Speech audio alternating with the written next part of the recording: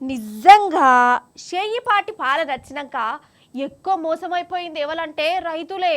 అవునా కాదా? రైతు బంధు రాలే, రైతు బీమా లేదు, పంట బోనస్ ముచ్చటనే లేదు. అందుకే రైతులు గిట్ల రోడ్ల మీదకి వచ్చిర్రు. పారి మనం కూడా వాళ్ళతోని కలుద్దాం, ముచ్చట పెట్టుకొని వద్దాం. రేవంత్ సారు చూస్తున్నావా? ఇగో ఇల్లు బీఆర్ఎస్ కార్యకర్తలు కాదు, పైసలిస్తే వచ్చినోళ్ళు కాదు, మీ పాలనలా గోసపడుతున్న రైతులు. రైతు భరోసా అందరికి వేసుకున్నా అని ఒగసాటింపు చేసుకున్నారు కదా, కానీ బొచ్చడు మందికి రానే రాలేదట. ఇంకా ఇక సంగారెడ్డి జిల్లా జిన్నారం పటాన్ చెరువు డివిజన్ రైతులకు రైతు భరోసా రద్దు చేసి పడేసింది ప్రభుత్వం. ఇది ఎంత అన్యాయం చెప్పురి.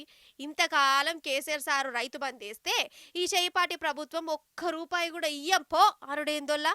అందుకే రైతులందరూ రోడ్డు మీదకి వచ్చిర్రు. దగ్గర దగ్గర 30,000 మంది రైతులు పెద్ద ధర్నా చేసిరోల్లా. ఇక ఈ ధర్నా కార్యానికి మన హరీష్ అన్న పోయిండు, రైతులకు ఇమ్మతిచ్చిండు, సర్కార్ చేసిన కుట్రేషాలను బయట పెట్టిండు. ఆయన అనుకుంటుండు ఔటర్ రింగ్ రోడ్డు లోపల ఉన్న రైతులకు 2 లక్షల మంది రైతులకు రైతు బంధు ఎగబెడితే ఏమైతుంది అనుకుంటుండు. బిడ్డ, ఈ 2 లక్షల మంది రైతులు వచ్చి రేపు ఔటర్ రింగ్ రోడ్డును మొత్తం బ్లాక్ చేస్తే నీ దిమ్మ దిగుతా, జాగ్రత్త అని చెప్పి హెచ్చరిస్తా ఉన్నాం. పటాన్ చెరువులం 22,000 మంది రైతులం. పోయి 22,000 మంది ఔటర్ రింగ్ రోడ్డు మీద కూర్చుంటే ఎంతమందిని అరెస్ట్ చేస్తాడు? ఏ జైలు పడుతుంది నాకు?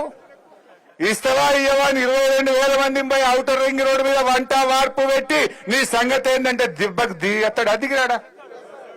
రంగారెడ్డి బయలుదేరా మన సోపతికి, మేడ్చల్ల సబితక్క బయలుదేరదా మన సోపతికి, మల్లారెడ్డి వెళ్ళాడా మన సోపతికి? వెళ్తాడా లేదా? అందరం వెళ్ళి కూర్చున్నాక దెబ్బకి దిగుతాడు. అదిగడా మిస్టర్ రేవంత్ రెడ్డి, రైతులు మరి బయలుదేరక ముందే ఈ 2 లక్షల మంది రైతులకు వెంటనే రైతు బంధు వేయాలని బీఆర్ఎస్ పార్టీ తరఫున డిమాండ్ చేస్తా ఉన్నాం. అన్నట్టు ఈ ధర్నా కార్యంలో చూడురోళ్ళ రప్పా రప్పా ఫ్లెక్సీ బోర్డుల అందరు నజర్ల పడ్డాయి. వచ్చేది బీఆర్ఎస్ రాజ్యమే, కాంగ్రెస్ పని ఖతమే అని ఇట్లా రైతులు బోర్డులు పట్టుకొచ్చి రప్పా రప్పా ప్రచారం చేసి రాలే. అగు చూడుర్రి.